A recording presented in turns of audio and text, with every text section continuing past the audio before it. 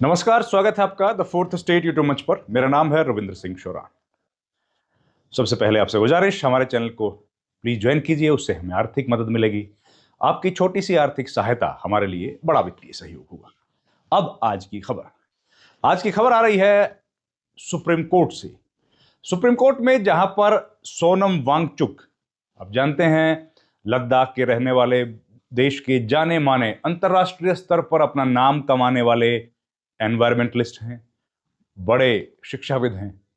उनके बारे में जो खबर आ रही है वो ये है कि वो जोधपुर सेंट्रल जेल में बंद हैं और उनके मामले पर सुप्रीम कोर्ट में सुनवाई होनी थी। लगातार तीसरे दिन सुनवाई होनी थी, लेकिन वो सुनवाई टाल दी गई है। आपको मालूम है कि सुप्रीम कोर्ट में जो सुनवाई चल रही है, जिसमें सोनम वांगचुक की पत्नी गीतांजलि आंगमो ने उनको डिटेन किए जाने के खिलाफ सुप्रीम कोर्ट में याचिका दाखिल की है, उस पर 2 दिन से लगातार बहस चल रही थी, जिसमें कपिल सिब्बल, सोनम वांगचुक की पत्नी का पक्ष कोर्ट में रख रहे थे। उस मामले पर हियरिंग होनी थी, लेकिन वो हियरिंग टाल दी गई। अब कोर्ट ने कहा है कि अगली सुनवाई 29 जनवरी को की जाएगी। अब ये क्यों हुआ और पूरी घटनाक्रम क्या है? सोनम वांगचुक की पत्नी ने बेहद गंभीर आरोप लगाए। उन्होंने कहा है कि उनके पति को जब डिटेन किया गया है तो उनकी डिटेंशन के लिए जो जरूरी काम थे प्रशासन ने वो नहीं किए। प्रशासन मतलब लेह के जो एग्जीक्यूटिव मजिस्ट्रेट थे, जिन्होंने उनको डिटेन करने का आदेश पारित किया था, कोर्ट में बताया गया कि उन्होंने अपना दिमाग नहीं लगाया, स्वतंत्र रूप से उन्होंने विचार नहीं किया, अपने विवेक का इस्तेमाल नहीं किया, और जो एसएसपी की रिकमेंडेशंस थी उन रिकमेंडेशंस को हूबहू कॉपी पेस्ट कर दिया। यह एक बड़ी जो है आरोप लगाया गया था सुप्रीम कोर्ट में कपिल सिब्बल की तरफ से, और उसमें कहा गया था कि अगर निष्पक्षता के साथ इस काम को किया जाता तो शायद सोनम वांगचुक को डिटेन नहीं करने की जरूरत थी। अब ये पूरा घटनाक्रम आप लोग देख रहे हैं। सितंबर में हिंसा हुई थी। सितंबर में हिंसा के बाद सोनम वांगचुक को डिटेन किया गया और उसके कई दिनों के बाद डिटेंशन का ऑर्डर परिवार को मुहैया कराया गया। इस पर बहस हुई। इस पर बहस यह हुई कि सोनम वांगचुक की तरफ से कहा गया कि हमको ऑर्डर नहीं दिया गया डिटेंशन का। ठीक है, एक बात। इस पर भी बहस हुई कि ऑर्डर देने का मतलब क्या है, किसको देना है। तो इस केस में कपिल सिब्बल ने कहा कि इस मामले में सोनम वांगचुक की पत्नी को ऑर्डर देना चाहिए था, उनकी ऑर्डर्स की सप्लाई करनी चाहिए थी, वो प्रशासन करने में फेल रहा। एक बात। दूसरी बात, जो वीडियोस का जिक्र जिसमें किया गया है कि जिन वीडियोस के हवाले से सोनम वांगचुक को डिटेन करने की कदम उठाया गया, वो डिटेंशन ऑर्डर या उन कदमों को उठाने के लिए जिन वीडियो को साक्ष्य के तौर पर पेश किया गया है, उन वीडियोस की कॉपी मुहैया नहीं कराई गई सोनम वांगचुक को, जो कि उनका मूल अधिकार है, उनको मिलनी चाहिए थी। यह देखिए बड़ी बात कही है सोनम वांगचुक के मामले में। और लंबे समय से सोनम वांगचुक, इस वक्त सितंबर से लेकर अब हम लोग जनवरी में यह बात कर रहे हैं, बार बार उनके मामले पर सुनवाई हो रही है, हियरिंग हो रही है, टल जा रही है, अब फिर टल गई है और 29 जनवरी का डेट दी गई है। 29 जनवरी आप जानते हैं, उसी दिन बीटिंग द रिट्रीट सेरेमनी भी होती है। अब उस दिन कोर्ट कितने देर काम करेगा वो देखना होगा, लेकिन अभी चलिए 29 जनवरी की तारीख है जो दी गई है। उस दिन उम्मीद है कि सुप्रीम कोर्ट इस मामले पर गंभीरता से सुनवाई होगी।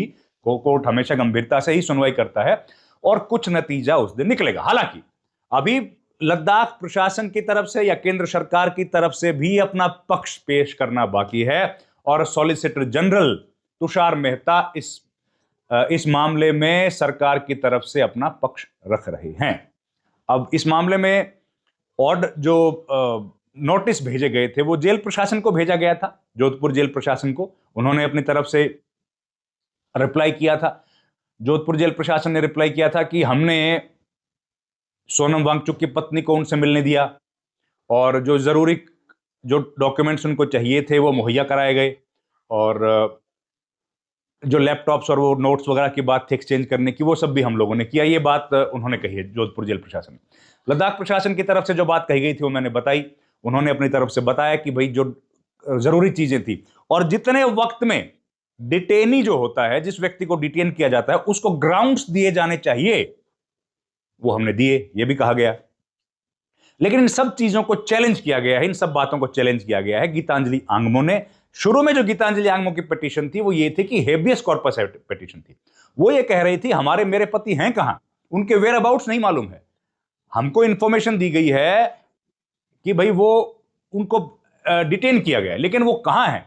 तो उसके बाद सरकार की तरफ से या जोधपुर की तरफ से लद्दाख प्रशासन ने बताया जोधपुर सेंट्रल जेल को, उसके बाद नोटिस हुआ कि भैया आपके पति को डिटेन किया गया है और उनको भेज दिया गया जोधपुर सेंट्रल जेल में। उसका रीजन बता दिया गया था। उसके बाद जब वो उनका जानकारी लग गई कि वो जोधपुर सेंट्रल जेल में है, उनकी पत्नी को मिलने दिया गया, तो उन्होंने अपनी जो पिटीशन थी उसको अमेंड करने की परमिशन मांगी। उन्होंने अमेंड किया। अमेंड करने के बाद उन्होंने जो ग्राउंड दिए हैं कि अब ग्राउंड चैलेंज कर रहे हैं उनकी डिटेंशन को, कि डिटेन क्यों किया गया है, उस पूरे घटनाक्रम को उन्होंने चैलेंज किया है और सरकार पर आरोप लगाए हैं कि उनका डिटेंशन इलीगल है।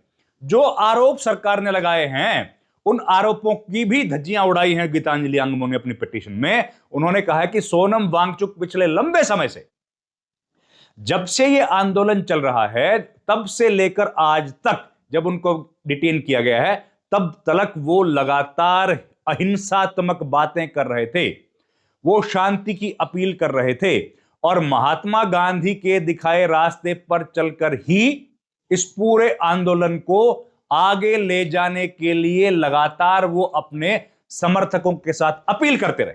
और इसीलिए उन्होंने बार बार अनशन का रास्ता भी चुना है।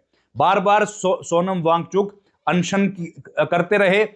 लेह से लेकर दिल्ली तक उन्होंने पदयात्रा भी की। इन सब के पीछे कारण क्या था? यही था कि वो अहिंसात्मक आंदोलन में यकीन करते हैं।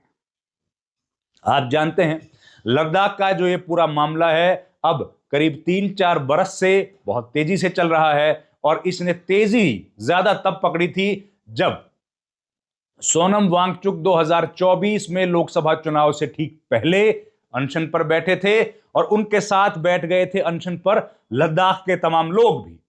और उसके बाद जब अनशन शुरू हुआ तो एक के बाद एक क्रमवार कई लोगों ने अनशन किया था और तब सुर्खियां बटोरी थी लद्दाख के इस आंदोलन ने देश भर में। लेकिन उसके बाद लोकसभा का चुनाव आ गया तो सोनम वांगचुक ने कहा कि अब हम लोग नहीं चाहते कि इस लोकसभा चुनाव पर हमारे अनशन का फर्क पड़े, किसी राजनीतिक दल को इसका लाभ हो, किसी को इसका नुकसान हो, इसलिए हम लोग आंदोलन को फिलहाल स्थगित करते हैं। इलेक्शंस तक स्थगित हुआ, उसके बाद बातचीत नहीं हुई तो सोनम वांगचुक ने कहा कि हम लोग अब सरकार से बातचीत दोबारा बहाली करने के लिए लेह से लेकर और दिल्ली तक एक पदयात्रा करेंगे। उन्होंने दिल्ली तक पदयात्रा की। दिल्ली में जैसे ही वो लोग घुसे, केंद्र सरकार ने या पुलिस ने उनको डिटेन कर लिया। डिटेन कर वो राजपथ जाना चाहते थे लेकिन उनको राजपथ नहीं भेजा गया, उनको डिटेन किया गया और उनको सीधा भेज दिया गया लद्दाख भवन में, जो कि चाणक्यपुरी में स्थित है। और उसके बाद सोनम वांगचुक ने वहां पर भी अपने अनशन को शुरू कर दिया। अपने अनशन को शुरू किया तो सरकार ने बातचीत के लिए समय मुकर्रर किया। सरकार के 2 अधिकारी प्रतिनिधि वहां पर सोनम वांगचुक से मिलने आए, उन्होंने समय निर्धारित किया और उसके बाद बातचीत का क्रम दोबारा शुरू हुआ। जनवरी महीने में बात हुई, उसके बाद मई के महीने में बात हुई और उसके बाद बातचीत आगे नहीं बढ़ पाई। इस बीच फिर से अनशन करना पड़ा और जब इस बार अनशन किया तो इस बार हिंसा की भेंट चढ़ गया ये लद्दाख का आंदोलन और हिंसा के लिए सरकार ने सोनम वांगचुक को जिम्मेदार ठहराया और उनको डिटेन कर लिया। डिटेन कर उनको भेज दिया गया जोधपुर सेंट्रल जेल में, जहां पर अब हम लोग ये बात आपसे कर रहे हैं, वहां पर ये पूरा मामला अब सुप्रीम कोर्ट के संज्ञान में है और सुप्रीम कोर्ट इस पर क्या निर्णय लेगा ये देखना बड़ा महत्वपूर्ण है।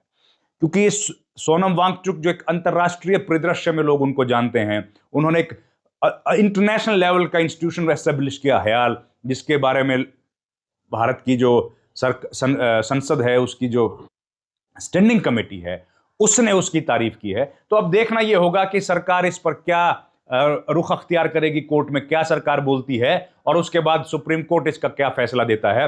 बहरहाल 29 जनवरी को इस मामले की अगली सुनवाई होगी और वो बड़ी महत्वपूर्ण सुनवाई होने जा रही है। उस सुनवाई में कई सारे जो तथ्य हैं कपिल सिब्बल वो रखेंगे और फिर हम लोगों को इस पर कोई और जानकारी प्राप्त होगी। इस वीडियो में इतना ही दोस्तों। आपसे रिक्वेस्ट है हमारे चैनल को प्लीज लाइक करें, शेयर करें, सब्सक्राइब करें। आपका बहुत बहुत धन्यवाद। Thank you very much. नमस्कार।